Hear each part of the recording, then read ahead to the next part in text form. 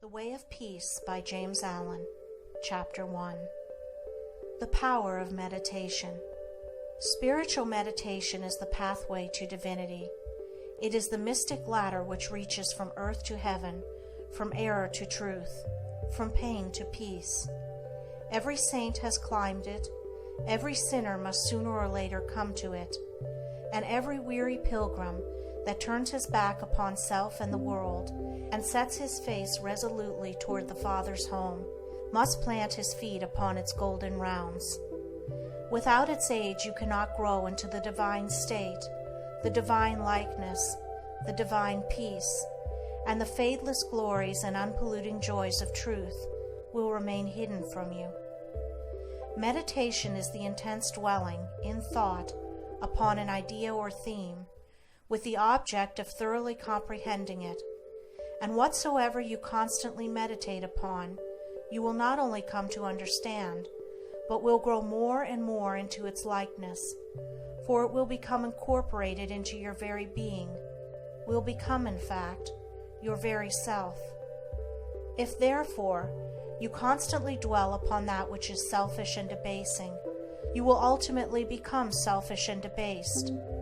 If you ceaselessly think upon that which is pure and unselfish, you will surely become pure and unselfish.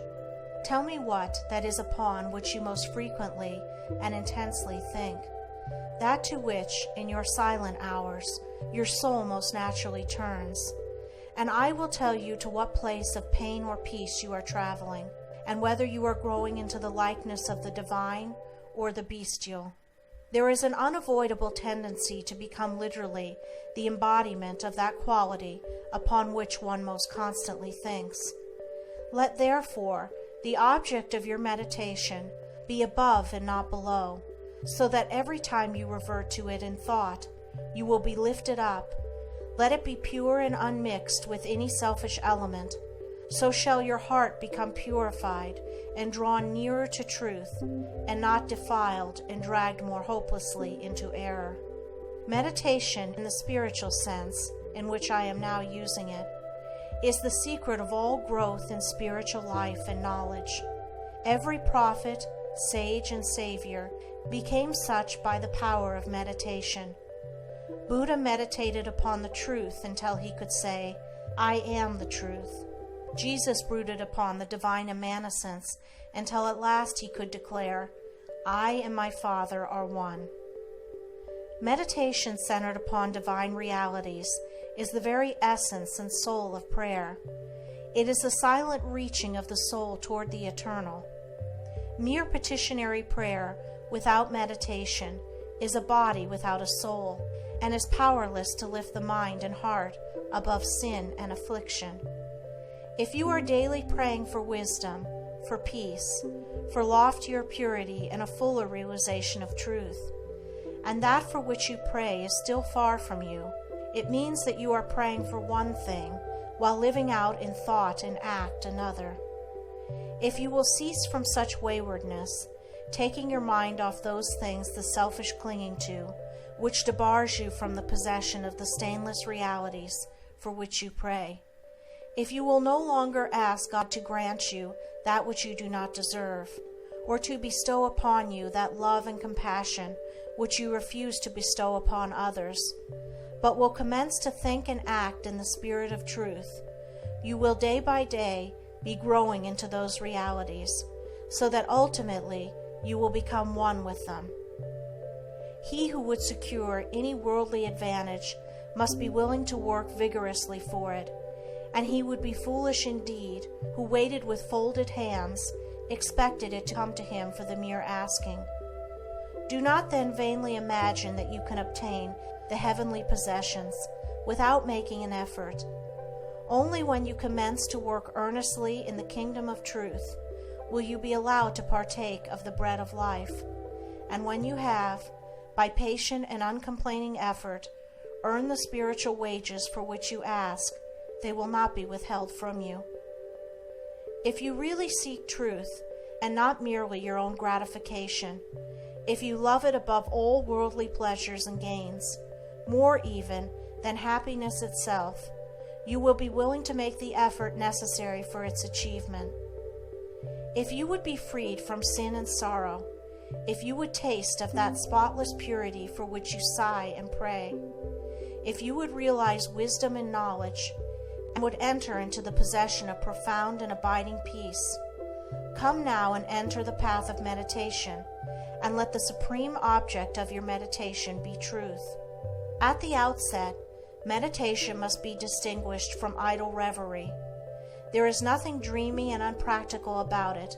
It is a process of searching and uncompromising thought, which allows nothing to remain but the simple and naked truth.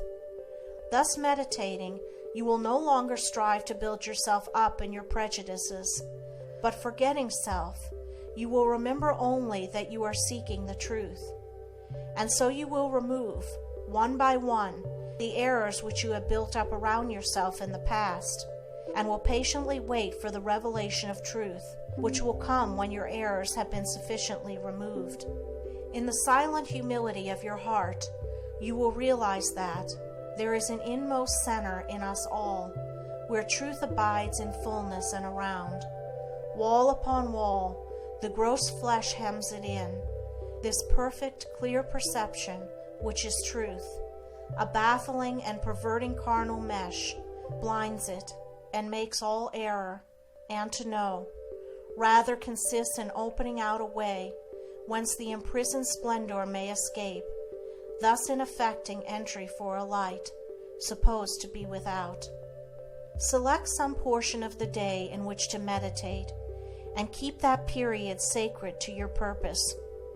The best time is the very early morning, when the spirit of repose is upon everything.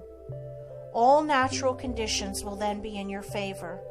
The passions, after the long bodily fast of the night, will be subdued. The excitements and worries of the previous day will have died away, and the mind, strong and yet restful, will be receptive to spiritual instruction. Indeed, one of the first efforts you will be called upon to make will be to shake off lethargy and indulgence, and if you refuse, you will be unable to advance, for the demands of the Spirit are imperative.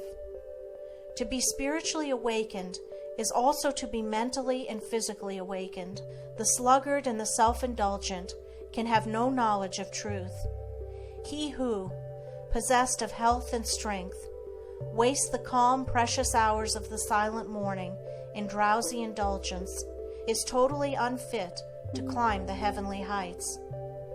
He whose awakening consciousness has become alive to its lofty possibilities, who is beginning to shake off the darkness of ignorance in which the world is enveloped, rises before the stars have ceased their vigil, and grappling with the darkness within his soul, strives, by holy aspiration, to perceive the light of truth while the unawakened world dreams on.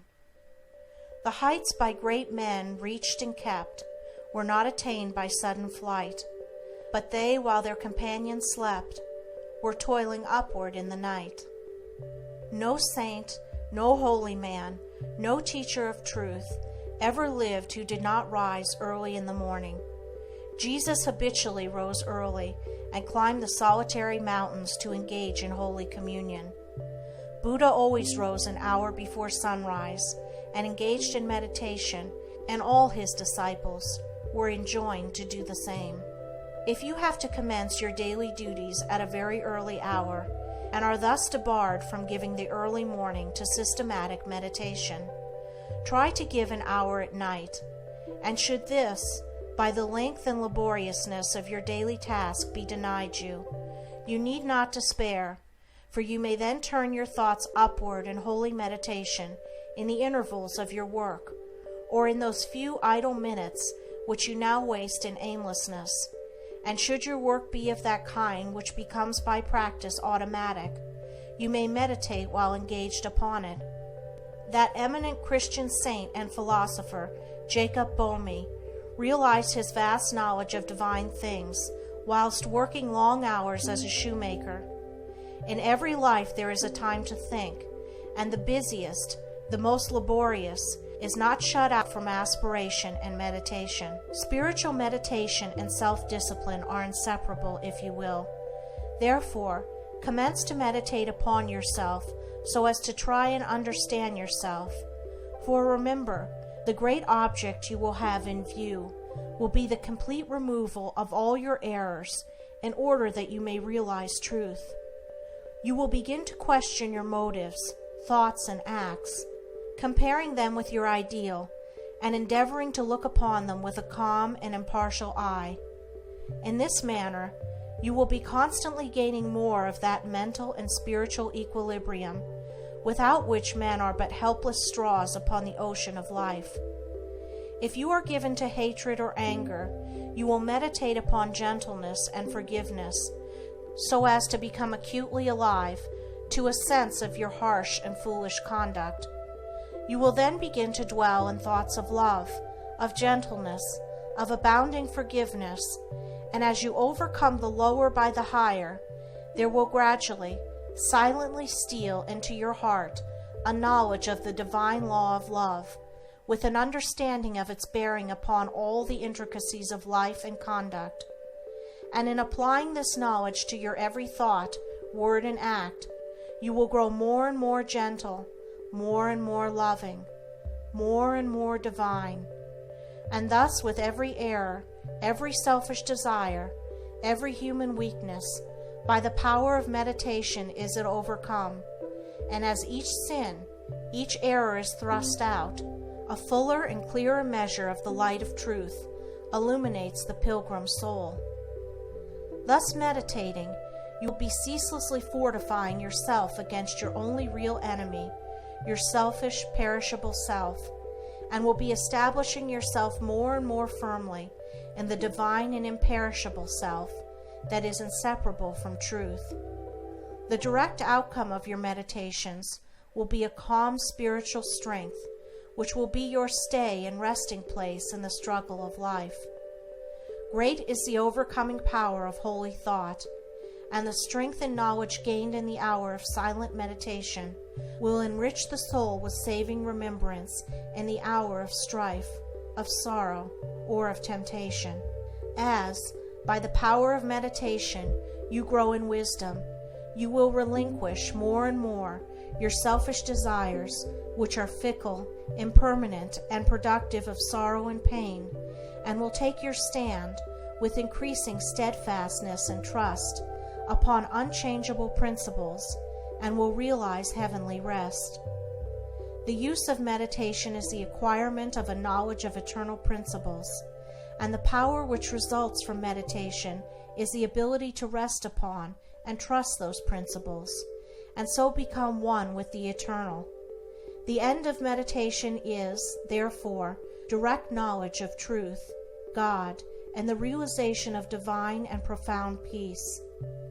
Let your meditations take their rise from the ethical ground which you now occupy. Remember that you are to grow into truth by steady perseverance. If you are an orthodox Christian, meditate ceaselessly upon the spotless purity and divine excellence of the character of Jesus, and apply his every precept to your inner life and outward conduct, so as to approximate more and more toward his perfection. Do not be as those religious ones who, refusing to meditate upon the law of truth and to put into practice the precepts given to them by their master, are content to formally worship, to cling to their particular creeds, and to continue the ceaseless round of sin and suffering. Strive to rise, by the power of meditation, above all selfish clinging to partial gods or party creeds, above dead formalities and lifeless ignorance. Thus walking the highway of wisdom, with mind fixed upon the spotless truth, you shall know no halting place short of the realization of truth. He who earnestly meditates first perceives a truth, as it were, afar off, and then realizes it by daily practice. It is only the doer of the word of truth that can know the doctrine of truth. For though by pure thought the truth is perceived, it is only actualized by practice. Said the divine Gautama, the Buddha, He who gives himself up to vanity and does not give himself up to meditation, forgetting the real aim of life and grasping at pleasure, will in time envy him who has exerted himself in meditation. And he instructed his disciples in the following 5 great meditations. The first meditation is the meditation of love, in which you so adjust your heart that you long for the weal and welfare of all beings, including the happiness of your enemies. The second meditation is the meditation of pity, in which you think of all beings in distress, vividly representing in your imagination their sorrows and anxieties, so as to arouse a deep compassion for them in your soul. The third meditation is the meditation of joy, in which you think of the prosperity of others and rejoice with their rejoicings. The fourth meditation is the meditation of impurity, in which you consider the evil consequences of corruption, the effects of sin and diseases, how trivial often the pleasure of the moment, and how fatal its consequences. The fifth meditation is the meditation on serenity, in which you rise above love and hate, tyranny and oppression, wealth and want, and regard your own fate with impartial calmness and perfect tranquility. By engaging in these meditations, the disciples of the Buddha arrived at a knowledge of the truth. But whether you engage in these particular meditations or not matters little, so long as your object is truth, so long as you hunger and thirst for all that righteousness which is a holy heart and a blameless life. In your meditations, therefore, let your heart grow and expand with ever-broadening love, until freed from all hatred and passion and condemnation, it embraces the whole universe with thoughtful tenderness. As the flower opens its petals to receive the morning light, so open your soul more and more to the glorious light of truth. Soar upward upon the wings of aspiration, be fearless, and believe in the loftiest possibilities. Believe that a life of absolute meekness is possible. Believe that a life of stainless purity is possible. Believe that a life of perfect holiness is possible. Believe that the realization of the highest truth is possible. He who so believes climbs rapidly the heavenly hills, whilst the unbelievers continue to grope darkly and painfully in the fog-bound valleys. So believing, so aspiring, so meditating, divinely sweet and beautiful will be your spiritual experiences, and glorious the revelations that will enrapture your inward vision. As you realize the divine love, the divine justice, the divine purity, and the perfect law of good or God, great will be your bliss and deep your peace. Old things will pass away, and all things will become new. The veil of the material universe, so dense and impenetrable to the eye of error, so thin and gauzy to the eye of truth, will be lifted, and the spiritual universe will be revealed. Time will cease, and you will live only in eternity. Change and mortality will no more cause you anxiety and sorrow, for you will become established in the unchangeable, and will dwell in the very heart of immortality. Star of Wisdom, star that of the birth of Vishnu, birth of Krishna, Buddha, Jesus, told the wise ones, heavenward looking, waiting, watching for thy gleaming, in the darkness of the nighttime, in the starless gloom of midnight, shining herald of the coming, of the kingdom of the righteous, teller of the mystic story, of the lowly birth of Godhead, in the stable of the passions, in the manger of the mind-soul, silent singer of the secret, of compassion deep and holy, to the heart with sorrow burdened, to the soul with waiting weary. Star